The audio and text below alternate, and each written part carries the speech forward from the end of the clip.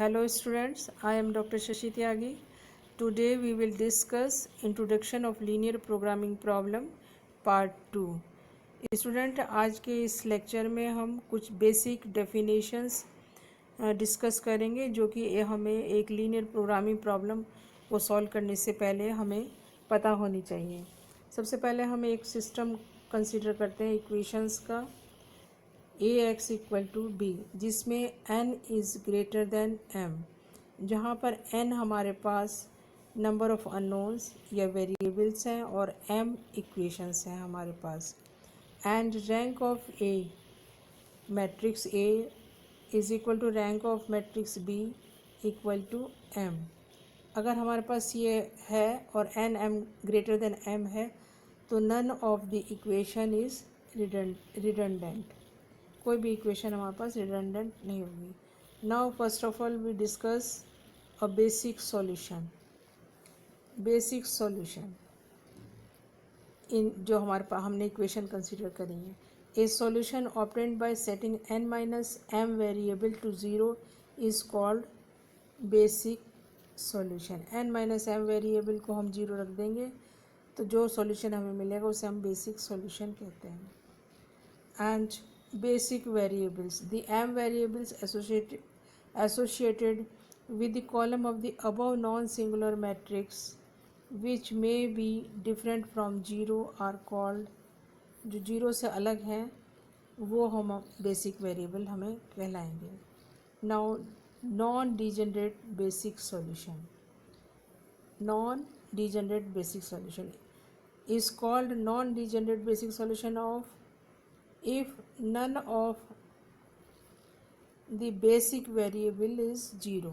जो भी हमारे बेसिक वेरिएबल हैं वो ज़ीरो नहीं होने चाहिए, यानी कि नॉन ज़ीरो बेसिक वेरिएबल हमें मिलने चाहिए m, तो हमारा सॉल्यूशन नॉन डिजेनरेट होगा। और अगर एक भी एटलीस्ट वन और मोर बेसिक वेरिएबल अगर ज़ीरो है तो हमारा solution degenerate basic feasible solution कहलाएगा।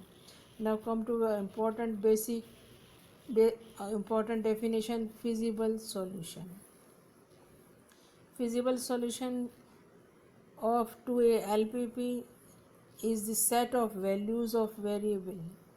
वो वैल्यूज़ होंगी वेरिएबल्स की जो कि हमारी set of constraint and non negative restrictions जो हैं उनको सेटिस्फाई करें। या दूसरे तरीके से इसकी डेफिनेशन को हम इस तरह से कह सकते हैं, a feasible solution to a system of linear equation is the set of non negative variables, जो वेरिएबल हैं ऑलरेडी नॉन नेगेटिव है and which satisfied the given equations. Now come to optimal या ऑप्टिमम सॉल्यूशन। ऑप्टिमल सॉल्यूशन भी बोलते हैं और optimum solution बोलते हैं।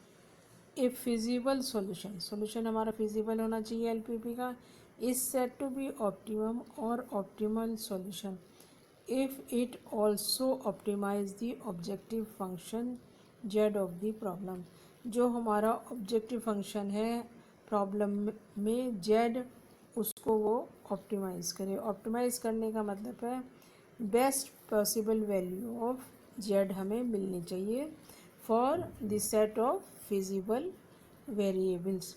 बेस्ट पॉसिबल से मतलब हो जाएगा अगर आपके पास प्रॉब्लम मैक्सिमाइजेशन की है तो बेस्ट जो मैक्सिमम वैल्यू जेड की पॉसिबल है उसे ऑप्टिमल वैल्यू कहेंगे।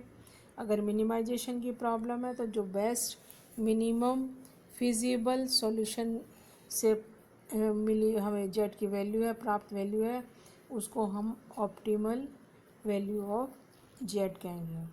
Now come to basic feasible solution. Student अभी नोट करिएगा, अभी हमने जो डिस्कस किया था वो बेसिक सॉल्यूशन थे, ये हमारा है basic feasible solution, BFS short करके इसको लिख देते हैं।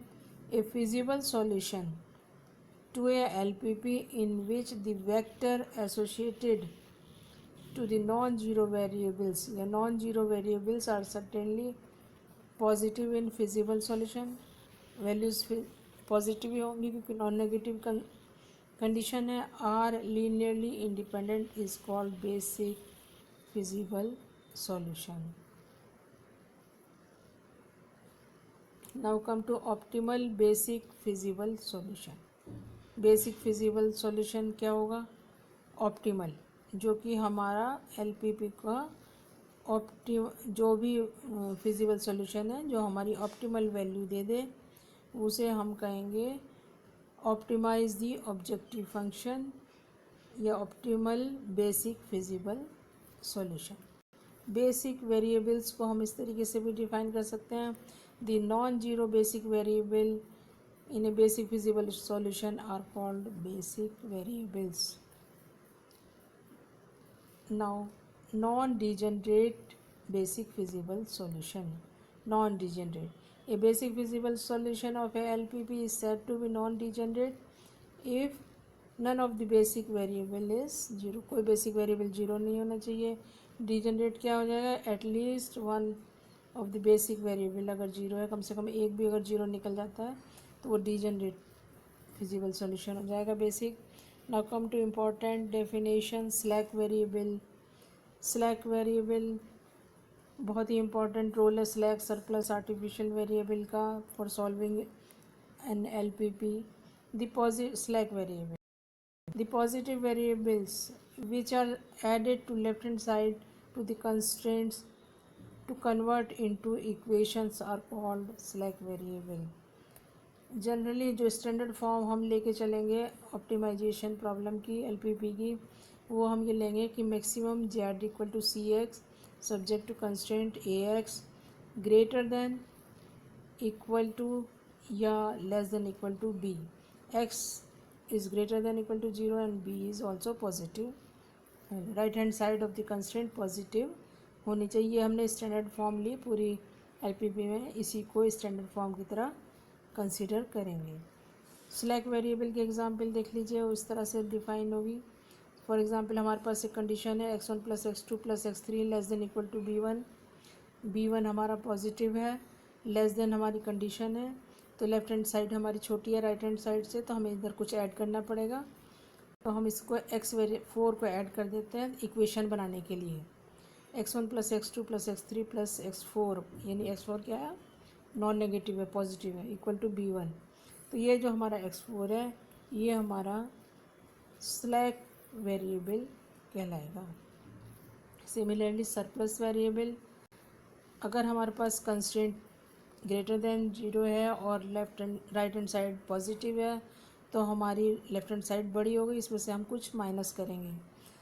तो जो भी माइनस करेंगे वेरिएबल वो उसकी वैल्यू पॉजिटिव होगी और उसे हम सरप्लस वेरिएबल कहेंगे। Now artificial variable. Artificial variable का बहुत बड़ा रोल होता है प्रॉब्लम को सॉल्व करने के लिए। इन ए एलपीपी सम कंस्ट्रेंट्स में हैव ग्रेटर देन साइन और इक्वल टू साइन, जबकि राइट हैंड साइड पॉजिटिव है। तो इन्हें हम इक्वेशन, जो ग्रेटर देन वाली कंडीशन है, इसको इक्वेशन बनाने के लिए हम क्या करेंगे? सरप्लस वेरिएबल का यूज़ करते हैं ग्रेटर देन के लिए। इक्वेशन बन गई हमारे पास, लेकिन अब हमें अपना मेथड लगाना है, तो हमें बेसिक मैट्रिक्स चाहिए। Starting basic matrix B equal to I M, जो कि हमारी माइनस जो वेरिएबल्स हैं या इक्वल टू वाली इक्वेशंस हैं उनसे नहीं बनती है। तो हमें क्या करना पड़ेगा? एक्स्ट्रा वेरिएबल्स हमें इसमें ऐड करने पड़ते हैं for making B equal to I M initially. तो इन वेरिएबल्स को हम आर्टिफिशियल वेरिएबल बोलते हैं। ये वेरिएबल फिक्टिशियस हैं, इनका कोई फिज़िकल सिग्निफिकेंस नहीं है, पर ये हमारे जो मेथड हम जो लगाते हैं एलपीपी को सॉल्व करने में, उसमें हमारा ये इनका बहुत बड़ा रोल होता है आर्टिफिशियल वेरिएबल्स का। स्टूडेंट्स, आज के लेक्चर में इतना ही। इसके बाद कुछ और बहुत इंपॉर्टेंट डेफिनेशंस आएंगी, जैसे alternative solution, unbounded solution, unique solution etcetera. ये सारी मैंने सिंप्लेक्स मेथड के कई सारे पार्ट बनाए हैं, उसमें विद न्यूमेरिकल एग्जाम्पल लेकर मैंने इन सब सॉल्यूशंस को और जो इनके अलावा मेन डेफिनेशन है सबको डीपली डिस्कस किया। तो ये सब आप वहाँ से देख सकते हैं। स्टूडेंट्स, ये सारी जो डेफिनेशंस और ये सब मैंने जो आपको बताए हैं, ये सब हमारे शॉर्ट क्वेश्चंस में एग्ज़ाम में पूछे जाते हैं, ट्रू फॉल्स में भी बनते हैं, स्टेटमेंट भी बनते हैं, शॉर्ट नोट्स की तरह भी आते हैं। तो इसलिए ये सब हमें एक याद होने चाहिए अच्छी तरह से, तभी हम एक एलपीपी को प्रॉपरली समझ पाएंगे, या कोई भी एलपी की लीनियर प्रोग्रामिंग प्रॉब्लम है उसको आसानी से सॉल्व कर सकते हैं। स्टूडेंट्स, अगर ये लेक्चर आपको अच्छा लगा है तो प्लीज़ लाइक करिए और ज़्यादा से ज़्यादा स्टूडेंट में शेयर कीजिए, चैनल को सब्सक्राइब कीजिएगा। Thank you for watching this video.